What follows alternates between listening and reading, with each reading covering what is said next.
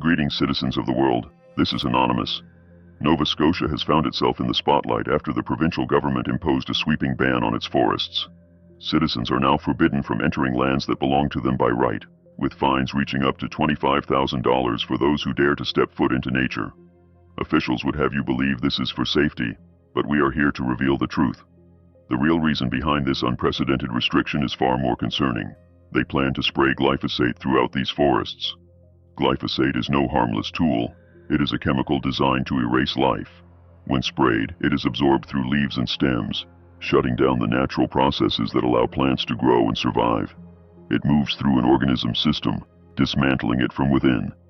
In the end, what once was a thriving ecosystem becomes silence. And now, this is what they want to impose on Nova Scotia's wilderness. The ban is not about protection, it is about control. By removing your ability to access the land, they not only ensure secrecy, but also test the limits of your compliance. They cloak their actions in the language of caution, hoping citizens will bow their heads and accept this intrusion without resistance. But make no mistake, this is a warning. If they can restrict something as fundamental as walking freely through the forest, they can take much more. Anonymous stands against this erosion of rights. Knowledge must be shared, power must be questioned. We remind you that silence is the greatest ally of control, and awareness is the beginning of resistance. Nova Scotia's forests belong to its people, not to officials who see them as expendable testing grounds. We are Anonymous. Expect us. On the surface, Nova Scotia's recent ban on entering forests may appear to be a precautionary step taken to protect public safety during an unusually dry season. Yet at the very same time that officials restricted public access to trails, campsites and wooded lands, the province quietly approved the spraying of glyphosate across 3,577 acres of drought-stricken and fire-prone forest. This timing has not gone unnoticed, and many have begun to question whether the public narrative is the full story, suggesting that a deeper agenda may be hidden beneath the official explanation. Glyphosate is one of the most widely used herbicides in the world, often applied in agriculture, forestry, and even household settings. Its function is simple but destructive. Once sprayed on a plant, it is absorbed through leaves and stems and travels into the vascular system, disrupting an essential enzyme pathway required for growth. As a systemic herbicide, it kills the entire organism, from leaf tips to roots. Because it is non-selective, glyphosate does not discriminate between weeds and desirable vegetation. This has led critics to highlight the devastating effects it can have when used across large tracts of land. In agriculture, it is often employed to help crops mature faster or to eliminate weeds in preparation for planting. But in forests, where ecosystems depend on the balance of multiple species of plants and undergrowth, spraying can wipe out critical habitats and leave barren, weakened landscapes. The strangeness lies in the contradiction. Officials justify the ban on hiking, camping, fishing, and even walking a dog on wooded trails by citing fire risk. Tony Rushton, Nova Scotia's Natural Resources Minister, explained that dry conditions have made the province vulnerable to fires that burn deep into the roots of trees, smouldering for weeks and straining firefighting resources. He pointed to over 100 small fires that have already broken out this season and stressed that only a significant amount of rainfall would allow the government to consider lifting restrictions. His words portray a province under threat, and his reasoning, at least on the surface, suggests that eliminating public activity is necessary to reduce sparks that could ignite catastrophe. But while citizens are barred from forests under the weight of heavy fines, government contractors are preparing to spray acres upon acres of glyphosate. The paradox is obvious. If the land is truly too dry and fragile to allow a hiker to step on a trail, why is it considered safe to cover thousands of acres with a powerful herbicide that disrupts plant life on a systemic level? Many have said that this contradiction is not coincidence but calculated. By removing the public from forests altogether, officials eliminate witnesses. No one will be on the trails to see helicopters or machinery applying chemicals. No one will capture images or share videos of the spraying. By cloaking the land under a sweeping ban, the government ensures that these actions remain largely unseen, hidden under the justification of wildfire prevention. This interpretation has fueled growing suspicion among residents and advocates of civil liberties. Stuart, a local resident, has spoken openly about her concerns. While she acknowledges the importance of reducing fire risk, she views the blanket ban as unreasonable and disproportionate. For her, the idea that walking a dog on a quiet trail could be treated as a punishable act feels more like government overreach than a fire prevention measure. Stuart has since rallied others to challenge the restrictions, reaching out to groups such as the Justice Centre for Constitutional Freedoms and the Canadian Constitution Foundation. The latter has even begun circulating a petition to have the ban rescinded, citing that the measures trample on basic rights enshrined in the Canadian Charter of Rights and Freedoms. Legal scholars have echoed these concerns. Wayne Mackay, Professor Emeritus of Constitutional Law at Dalhousie University, noted that such sweeping restrictions on mobility could indeed provoke a challenge under the Charter. While governments have the authority to impose measures to ensure public safety, those measures must be balanced against individual freedoms. In this case, banning every activity across all forested lands, even those that pose little to no risk, stretches the limits of what many view as reasonable. Dalhousie Legal Aid has gone further, pointing out that the ban disproportionately affects vulnerable individuals, particularly those who are sleeping rough in forested areas. Forcing people from the woods without providing meaningful alternatives, they argue, could cause significant harm and potentially breach sections of the Charter. Beyond the legal debates, however, lies the deeper issue, the approval of glyphosate spraying itself. Nova Scotia's forests are not only drought-stricken, but fire-prone. In such conditions, common sense would suggest that strengthening ecosystems is critical. Trees, undergrowth, and native plants serve as buffers, retaining soil moisture, supporting wildlife, and maintaining balance within the forest floor. Glyphosate, by contrast, eradicates much of this growth, leaving behind weakened environments with fewer natural defenses. Some ecologists argue that spraying can actually worsen fire risks in the long term by creating expanses of dry, dead vegetation and limiting biodiversity. Yet despite these warnings, the province has moved ahead. To many, the timing suggests not just negligence, but a coordinated strategy. Critics believe that by enforcing strict bans on public access, the government has reduced the likelihood of resistance. Ordinary citizens, unaware of what is unfolding in forests they are barred from entering, cannot easily object, and when opposition does arise, officials can point to their narrative of wildfire prevention, claiming that extraordinary measures are justified under extraordinary conditions. This dual narrative, the ban for safety and the spraying under the guise of forestry management, illustrates how language and policy can be used to obscure the truth. To those who are paying attention, it feels like a test. By restricting something as basic as a walk in the woods, the government measures how much control it can assert before the public pushes back. If citizens accept this quietly, what else might be restricted in the future? And by normalizing chemical intervention in vast natural spaces, what precedent is being set for future management of public land? The debate is not just about forest access or herbicide use. It speaks to larger issues of transparency, accountability, and the relationship between government and citizens. Residents who see the spraying as a hidden agenda believe that their rights are being deliberately curtailed to prevent exposure of actions they would otherwise oppose. Legal experts warn that when public rights are restricted without clear justification, it erodes trust in institutions and opens the door for greater intrusions. And environmental advocates point out that tampering with ecosystems in this way not only harms plants and animals in the present, but undermines the resilience of forests for generations to come. In the end, the question becomes one of priorities. If the government truly seeks to protect Nova Scotia's forests from wildfire, why not invest in preventative measures such as controlled burns, habitat restoration, or community education on fire safety? The story unfolding in Nova Scotia is one of contradictions. It is about a government that warns citizens of fragile conditions but quietly authorizes chemical treatment of thousands of acres. It is about rights curtailed in the name of safety, while decisions with long-term ecological consequences are made behind closed doors. It is about ordinary residents like Stuart, who see the overreach for what it is and demand accountability. And it is about the silent struggle over public spaces, where the balance between authority and freedom is tested in the forests themselves. As long as the ban remains in place and spraying continues, questions will persist.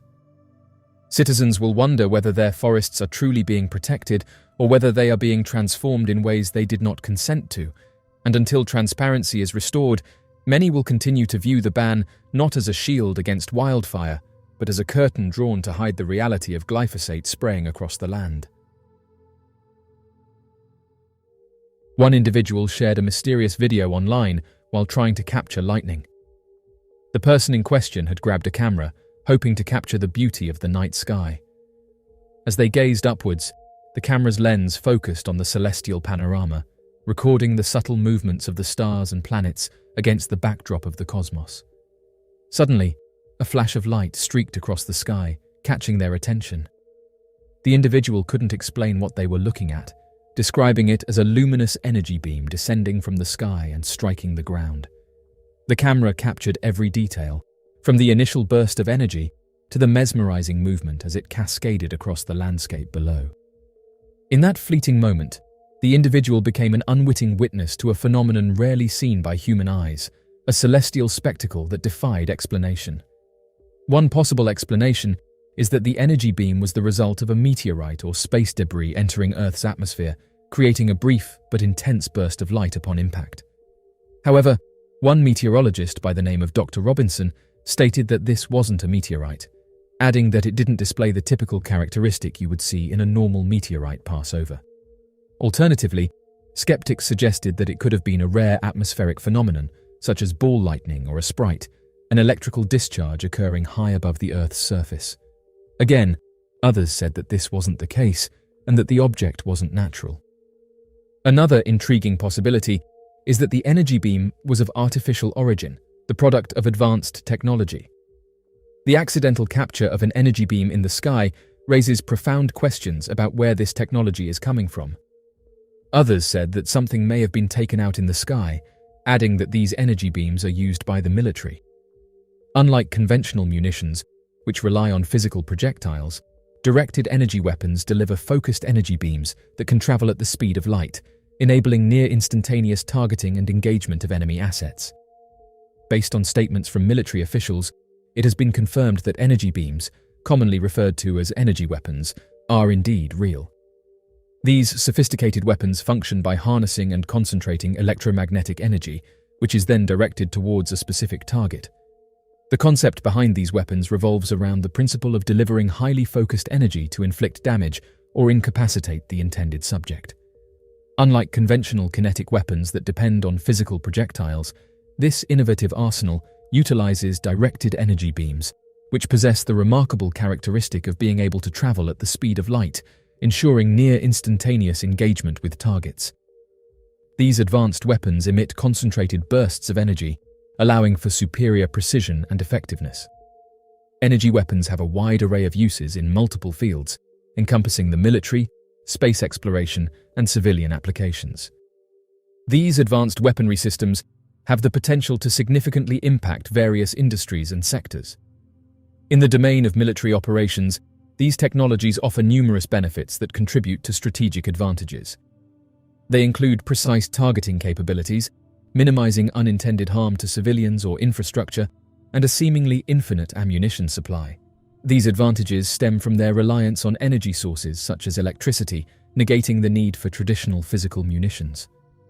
This may seem like a plot straight out of a Hollywood movie, but it is indeed a reality that the United States Department of Defense allocates an astonishing sum of more than $1 billion every year towards the advancement and research of directed energy weapons, also known as concentrated electromagnetic energy weapons. Directed energy weapons have been a subject of great fascination and conjecture in the field of military technology for quite a while. These cutting-edge weapon systems operate by harnessing and redirecting intense beams of energy, and their emergence has the capacity to completely transform the landscape of warfare and modify the very essence of conflict. Throughout history, numerous significant advancements have revolutionized the art of warfare, from the introduction of gunpowder to the development of nuclear weapons. These advanced and state-of-the-art weaponry systems, incorporating the utilization and direction of potent laser beams, have the potential to bring about a profound revolution in the landscape of warfare and fundamentally alter the complexities of armed conflicts. The Pacific Fleet of the United States Navy has recently shared an important update regarding a groundbreaking high-energy laser weapon. This advanced weapon system has undergone successful testing and has shown remarkable capabilities in neutralizing airborne aircraft. The laser weapon proves to be highly effective in rendering aircraft ineffective and inoperative during flight.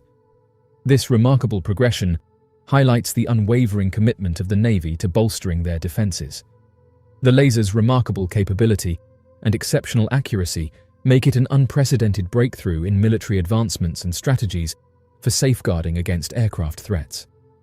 In a recent update released by the Navy, it has been disclosed that the USS Portland, a groundbreaking vessel with a primary focus on amphibious transportation, has accomplished a remarkable feat by successfully utilizing a state-of-the-art solid-state laser system to disable an unmanned aerial drone.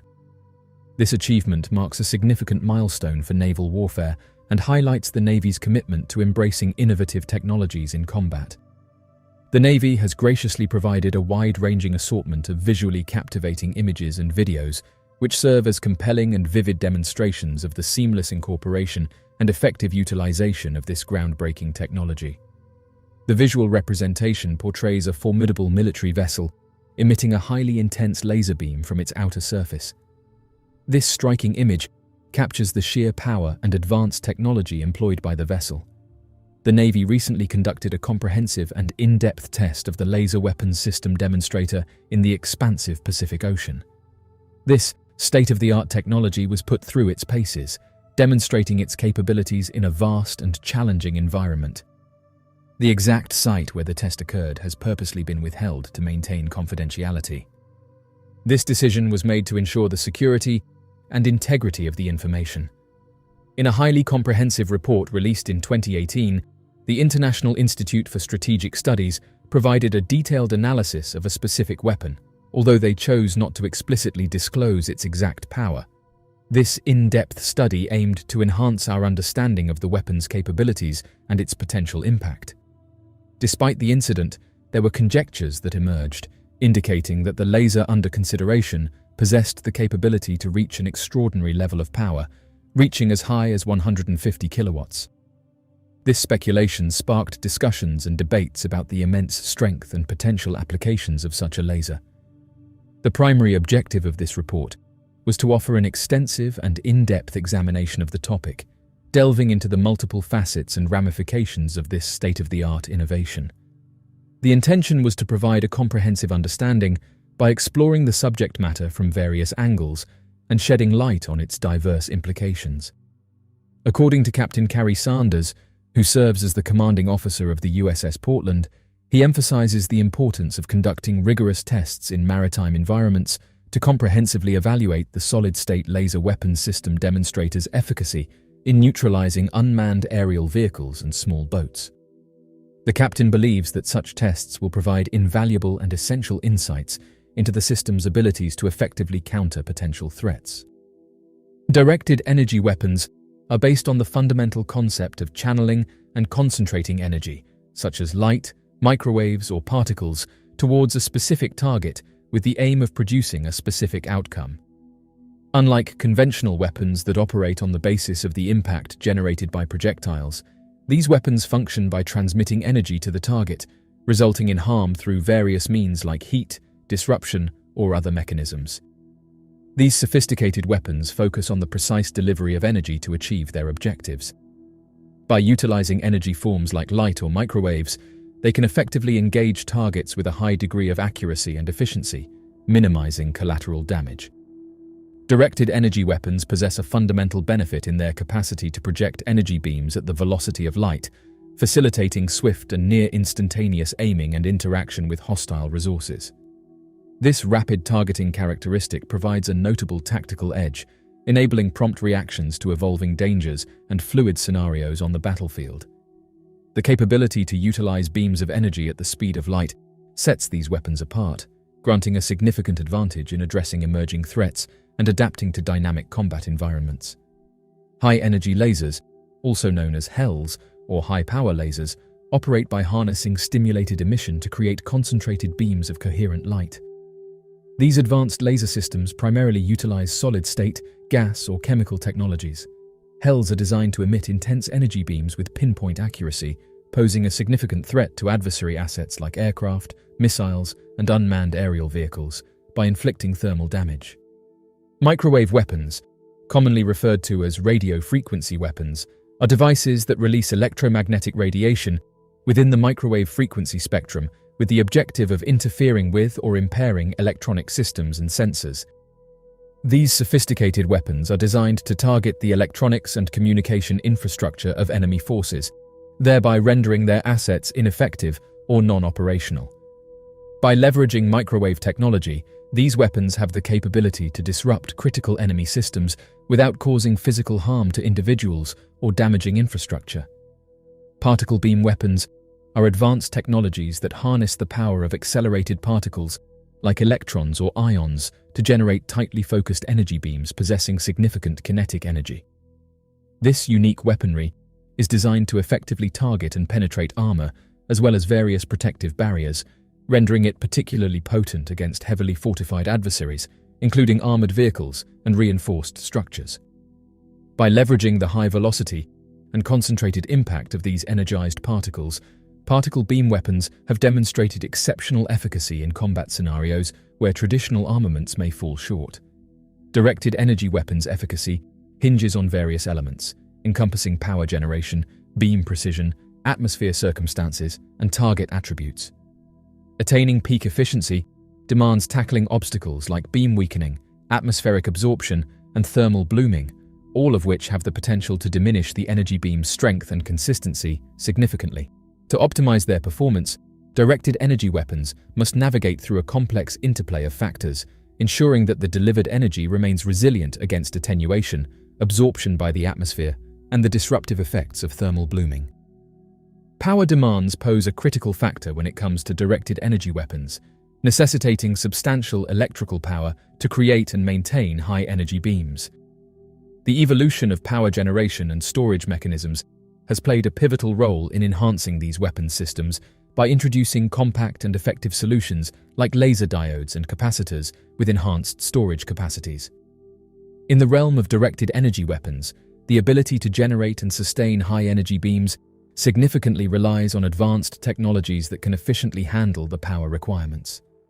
The incorporation of directed energy weapons into current military equipment like ships, aircraft, and land vehicles demands meticulous attention to factors such as size, weight, and power limitations.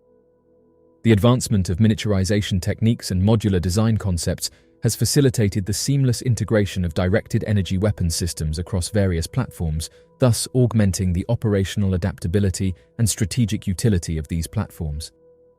This evolution in technology has not only expanded the operational capabilities of existing military assets, but has also significantly diversified their tactical applications, showcasing advancements in both efficiency and effectiveness.